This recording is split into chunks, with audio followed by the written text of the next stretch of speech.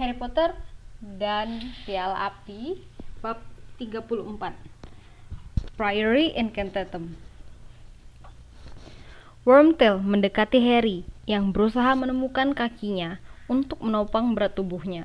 Sebelum ikatannya dilepas, Wormtail mengangkat tangan peraknya yang baru, menarik gumpalan kain yang menyumpal mulut Harry, dan kemudian dengan satu sabetan memutuskan tali yang mengikat Harry ke nisan. Sepersekian detik mungkin, terbesit di benak Harry untuk lari, tetapi kakinya yang luka gemetar di bawah tubuhnya saat ia berdiri di atas makam yang ditumbuhi rumput liat tinggi. Sementara para pelahap maut mendekat, membentuk lingkaran yang lebih kecil mengitari dirinya dan Voldemort. Sehingga celah-celah kosong tempat pada pelahap maut yang tak hadir sekarang terisi. Wormtail meninggalkan lingkaran menuju ke tempat tubuh Cedric terbaring dan kembali dengan tongkat sihir Harry yang diulurkannya ke tangan Harry tanpa memandangnya. Kemudian, Wormtail kembali ke tempatnya di lingkaran para pelahap maut yang menonton. "Kau sudah diajari bagaimana berduel, Harry Potter?" tanya Voldemort tenang. Mata merahnya berkilat dalam kegelapan. Mendengar kata-kata ini, Harry teringat seakan dari hidupnya yang lalu, klub duel di Hogwarts yang pernah diikutinya sebentar 2 tahun lalu, yang dipelajarinya hanyalah mantra perlucutan senjata. Expelliarmus, dan apa gunanya melucuti Voldemort dari tongkat sihirnya? Itu pun kalau dia bisa, sementara dia dikelilingi paling tidak 30 pelahap maut. Harry belum pernah mempelajari sesuatu yang menyiapkannya untuk menghadapi duel ini. Dia tahu, dia menghadapi hal yang selalu diperingatkan Moody, kutukan Avada Kedavra yang tak bisa diblokir, dan Voldemort benar, tak ada ibunya yang bersedia mati untuknya kali ini. Dia tak terlindungi. "Kita membungkuk, saling menghormati, Harry," kata Voldemort, membungkuk sedikit, tetapi wajahnya yang seperti ular masih menghadap Harry. "Ayo, sopan santun harus dijalankan. Dumbledore pasti ingin kau bersikap sopan. Membungkuklah untuk kematianmu, Harry." Para pelahap maut tertawa lagi. Mulut tanpa bibir Voldemort tersenyum. Harry tidak membungkuk. Dia tak akan membiarkan Voldemort mempermainkannya. Sebelum membunuhnya, dia tak akan memberinya kepuasan itu. "Membungkuk, kataku," ujar Voldemort, mengangkat tongkat sihirnya, dan Harry merasakan tulang punggungnya melengkung, seakan ada tangan besar tak kelihatan tanpa belas kasihan memaksanya membungkuk, dan para pelahap maut tertawa lebih keras lagi. "Bagus sekali," kata Voldemort pelan. Dan ketika dia mengangkat tongkatnya, tekanan di punggung Harry ikut terangkat. "Dan sekarang hadapi aku seperti laki-laki, dengan punggung lurus dan kebanggaan seperti cara ayahmu mati. Dan sekarang kita duel." Voldemort mengangkat tongkatnya lagi, dan sebelum Harry bisa melakukan apa-apa untuk melindungi diri, sebelum dia bahkan bisa bergerak, dia telah terhantam lagi oleh kutukan Cruciatus. Sakitnya luar biasa, begitu menyeluruh, sehingga dia tak tahu lagi di mana dia berada. Pisau-pisau putih tajam menusuk setiap senti kulitnya. Kepalanya akan meledak saking sakitnya. Dia menjerit. Seumur hidup belum pernah dia menjerit sekeras ini. Dan kemudian rasa sakitnya berhenti. Harry bergulung dan berusaha berdiri. Dia menggigil tak terkendali, seperti Wormtail ketika tangannya baru ditebas. Dia terhuyung ke pinggir, menabrak dinding pelahap maut yang menonton, dan mereka mendorongnya ke arah Voldemort lagi. "Berhenti sebentar," kata Voldemort. Cuping hidungnya yang hanya berupa celah melebar bergairah. "Istirahat sebentar." "Sakit kan, Harry? Kau tak ingin aku melakukannya lagi kepadamu, kan?" Harry tidak menjawab. Dia akan mati seperti Cedric. Mata tanpa belas kasihan itu telah memberitahunya. Dia akan mati dan tak akan ada yang bisa diperbuatnya. Tetapi dia tak mau dipermainkan. Dia tak mau mematuhi Voldemort. Dia tidak akan memohon. "Kutanya kau, apa kau mau aku melakukan itu lagi?" kata Voldemort pelan. "Jawab aku, Imperio." Dan Harry merasa, untuk ketiga kalinya dalam hidupnya, sensasi bahwa semua pikirannya telah disapu dari otaknya. Betapa membahagiakan. Tak perlu berpikir, rasanya dia melayang, bermimpi. Jawab saja tidak, katakan tidak. Jawab saja tidak. Aku tak mau, kata suara yang lebih kuat dari belakang kepalanya. Aku tak mau menjawab. Jawab saja tidak. Tidak mau, aku tak mau mengatakannya. Jawab saja tidak. Tidak mau. Dan kata-kata ini terlontar dari mulut Harry, bergaung di makam, dan suasana seperti mimpi mendadak terangkat, seakan dia diguyur air dingin. Rasa sakit yang ditinggalkan kutukan Cruciatus kembali melanda tubuhnya. Kembali pula dia menyadari di mana dia berada dan apa yang sedang dihadapinya. Kau tidak mau menjawab? Kata Voldemort pelan, dan para pelahap maut kini tak lagi tertawa. Kau tak mau mengatakan tidak? Harry, kepatuhan adalah nilai yang harus kuajarkan kepadamu sebelum kau mati. Mungkin sedikit dosis kesakitan lagi? Voldemort mengangkat tongkat sihirnya, tetapi kali ini Harry sudah siap. Dengan refleks yang terbentuk berkat latihan Quidditch-nya, dia melempar tubuhnya miring ke tanah.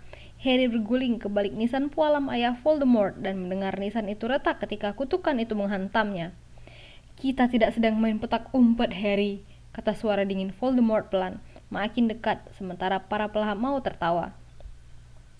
Kau tak bisa sembunyi dariku. Apa ini berarti kau sudah capek berduel denganku? Apakah ini berarti kau lebih suka aku mengakhirinya sekarang, Harry? Keluarlah, Harry. Keluarlah dan bermainlah. Kemudian kematianmu akan berlangsung cepat. Mungkin malah tidak sakit.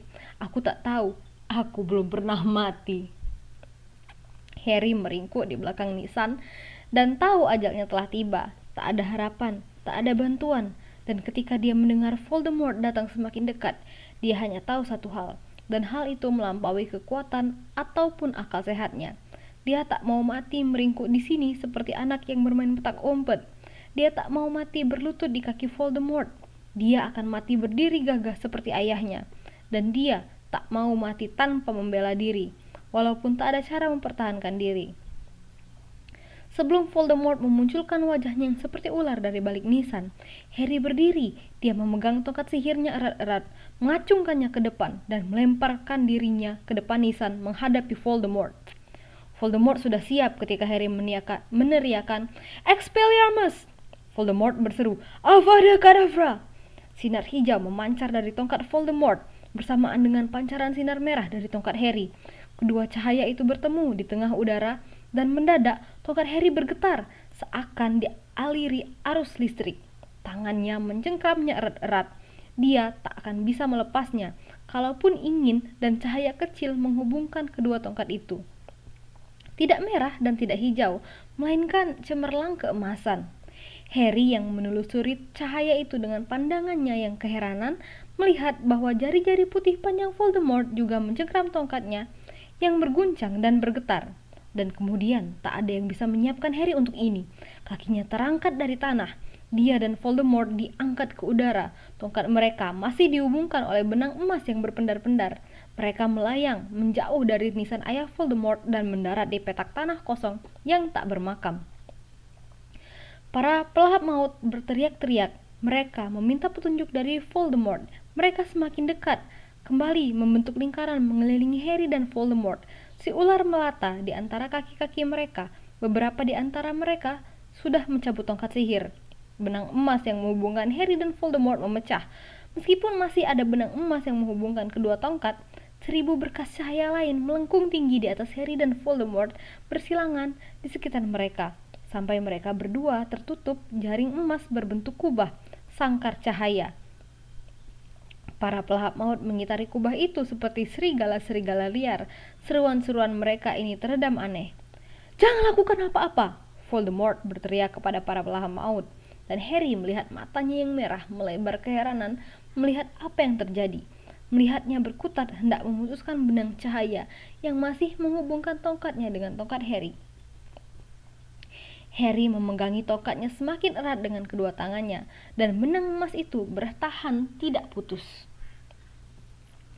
Jangan lakukan apapun kalau tidak kuperintahkan, Voldemort berteriak kepada para pelahap maut. Dan kemudian suara gaib yang amat merdu memenuhi udara. Datangnya dari semua benang yang terajut menjadi jaring yang bergetar di sekeliling Harry dan Voldemort. Suara itu dikenali Harry, meskipun dia hanya pernah mendengarnya sekali sepanjang hidupnya. Nyanyian Phoenix. Itu suara harapan bagi Harry, suara paling indah dan paling disambutnya dalam hidupnya. Dia merasa seakan nyanyian itu ada dalam dirinya, bukan hanya di sekelilingnya. Itu lagu yang mengikatkannya pada Dumbledore dan seakan seorang teman sedang berbisik di telinganya. Jangan putuskan hubungan. Aku tahu, Harry memberitahu musik itu. Aku tahu aku tak boleh memutuskannya, tetapi baru saja dia membatin demikian. Hal itu menjadi jauh lebih sulit dilaksanakan. Tongkatnya mulai bergetar lebih hebat daripada sebelumnya, dan sekarang benang-benang di antara dia dan Voldemort ikut berubah. Manik-manik besar cahaya meluncur naik turun pada benang yang menghubungkan kedua tongkat Harry, merasakan tongkatnya bergetar dalam pegangannya, dan manik-manik cahaya itu mulai meluncur pelan dan mantap ke arahnya.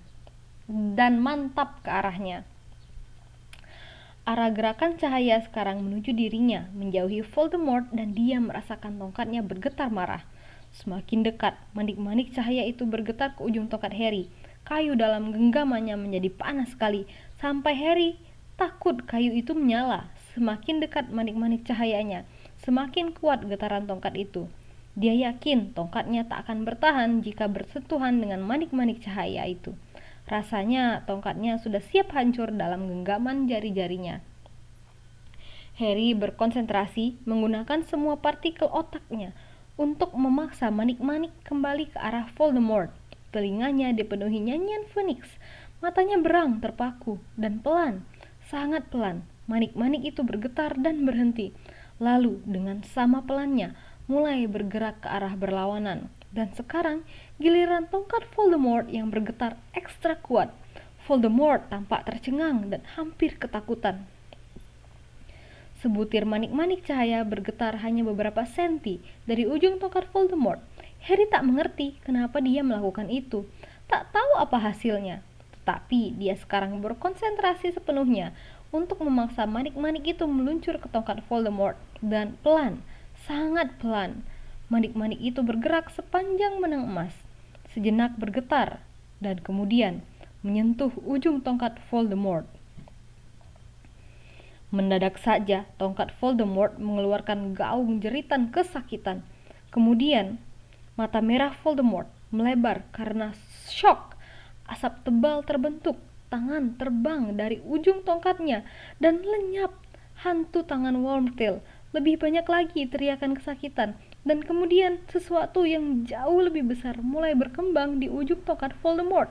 Sesuatu yang besar, abu-abu, seakan terbuat dari asap, yang paling padat dan paling tebal. Mula-mula kepala, sekarang dada dan lengan, bagian atas tubuh Cedric Diggory.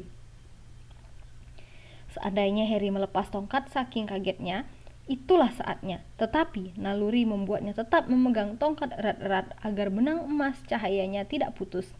Meskipun sosok hantu abu-abu tebal Cedric Diggory, apakah itu hantu? Kelihatannya padat sekali, muncul seluruhnya dari ujung tongkat sihir Voldemort, seakan dia meloloskan diri dari terowongan aman sempit, dan bayangan Cedric ini berdiri menatap benang cahaya dan berbicara. "Bertahanlah, Harry," katanya. Suaranya terdengar dari jauh dan bergaung. Harry memandang Voldemort. Mata merahnya yang lebar masih syok. Seperti halnya Harry, dia tak mengira ini akan terjadi dan sangat sayup-sayup. Harry mendengar jerit ketakutan para perahap maut yang berkeliaran di luar kubah emas. Lebih banyak jeritan kesakitan dari dalam tongkat, dan kemudian ada lagi yang keluar dari ujungnya. Bayangan padat kepala dua, yang dengan cepat diikuti lengan dan dada seorang laki-laki tua yang hanya pernah dilihat Harry dalam mimpi, sekarang mendorong dirinya keluar dari ujung tongkat, persis seperti Cedric. Dan hantunya atau bayangannya atau entah apanya terjatuh di sebelah Cedric, lalu mengawasi Harry dan Voldemort, dan jaring emas dan kedua tongkat yang menyatu dengan agak keheranan bertumpu pada tongkatnya. "Jadi dia memang benar penyihir," kata si laki-laki tua menatap Voldemort. "Dia membunuhku. Lawan dia, nak." Tetapi sudah ada kepala lain yang muncul. Kepala ini abu-abu seperti patung berasap.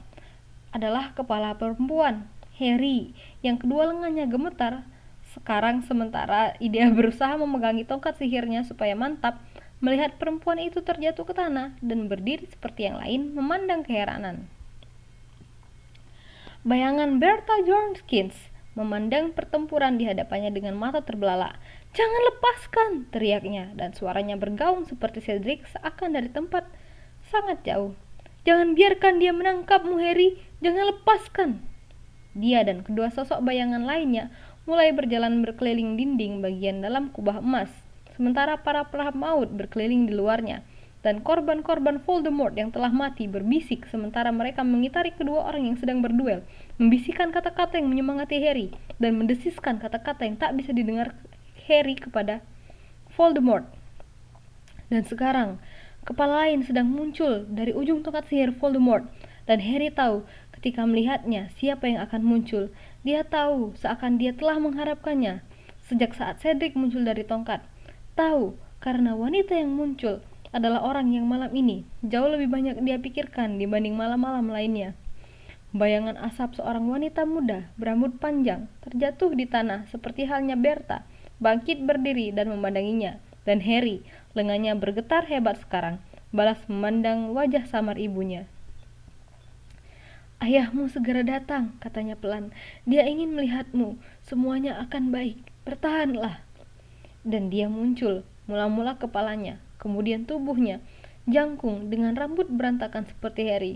Sosok remang-remang berbentuk asap James Potter muncul dari ujung tongkat Voldemort, terjatuh ke tanah, dan bangkit berdiri seperti istrinya. Dia berjalan mendekati Harry, memandangnya, dan dia berbicara dengan suara bergaung yang seakan datang dari kejauhan seperti yang lain, tetapi pelan, sehingga Voldemort yang wajahnya sangat ketakutan sekarang sementara korban-korbannya berjalan mengelilinginya, tak bisa mendengar. "Saat hubungannya putus, kami akan tinggal sebentar, tetapi kami akan memberimu waktu. Kau harus ke Portkey. Portkey itu akan membawamu kembali ke Hogwarts. Kau mengerti, Harry?" "Ya." Harry tersengal, berusaha sekuat tenaga sekarang untuk tetap memegang tongkatnya yang menggelincir-licin di bawah jari-jarinya. Harry berbisik. "Oops, sorry." "Harry," bisik sosok Cedric, "maukah kau membawa pulang tubuhku? Bawalah pulang tubuhku kepada orang tuaku." "Baik," kata Harry, wajahnya mengernyit dalam usaha tetap memegangi tongkatnya. "Lakukan sekarang," bisik suara ayahnya. "Bersiaplah untuk berlari. Lakukan sekarang." "Sekarang!" Harry berteriak. Dia toh tak bisa bertahan lebih lama lagi. Dia menyentakkan tongkatnya ke atas dengan sekuat tenaga, dan benang-benang emas itu putus. Sangkar cahaya lenyap, nyanyian Phoenix reda, tetapi sosok-sosok bayangan korban Voldemort tidak menghilang. Mereka mengepung Voldemort, melindungi Harry dari tatapannya. Dan Harry berlari secepat kilat, menabrak dua pelahap maut sampai jatuh ketika melewati mereka. Dia berzigzag ke belakang nisan-nisan, merasakan kutukan mereka mengejarnya, meluncur menuju tubuh Cedric. Tak lagi menyadari rasa sakit di kakinya, seluruh tubuh dan jiwanya berkonsentrasi pada apa yang harus dilakukannya. "Pingsankan dia!" Dia mendengar Voldemort berteriak. 3 meter dari tubuh Cedric, Harry melesat ke belakang patung pola malaikat untuk menghindari luncuran sinar merah dan melihat ujung sayap malaikat itu hancur ketika kutukan itu mengenainya. Mencengkram tongkatnya lebih erat, dia berlari keluar dari balik si malaikat. "Impedimenta!" dia meraung, mengacungkan tongkatnya asal saja ke balik bahunya ke arah para pelahap maut yang mengejarnya. Mendengar jeritan teredam, Harry berpikir dia telah menghentikan paling tidak satu di antaranya. Tetapi tak ada waktu untuk berhenti dan melihat. Harry melompati piala dan menunduk ketika mendengar sambaran tongkat itu di belakangnya. Lebih banyak lagi luncuran cahaya menyambar di atas kepalanya saat dia jatuh, menjulurkan tangan untuk meraih lengan Cedric. "Minggir! Aku akan membunuhnya! Dia milikku!" jerit Voldemort. Tangan Harry sudah memegang pergelangan Cedric. Sebuah nisan memisahkannya dari Voldemort, tetapi Cedric terlalu berat untuk dibawa, dan pialanya berada di luar jangkauan. Mata merah Voldemort menyala dalam kegelapan. Harry melihat mulutnya melengkung tersenyum, melihatnya mengangkat tongkat sihirnya. "Accio!" Harry berteriak dan mengacungkan tongkat sihirnya ke piala Triwizard. Piala itu terangkat ke udara dan melayang ke arahnya. Harry menangkap pegangannya. Dia mendengar raung murka Voldemort. Pada saat bersamaan, dia merasakan entakan di belakang pusarnya, yang berarti Portkey telah bekerja membawanya pergi dalam pusaran angin dengan warna. Dengan Cedric bersamanya, mereka pulang. And that's the end of the chapter 34. See you in the next chapter 35. Bye bye.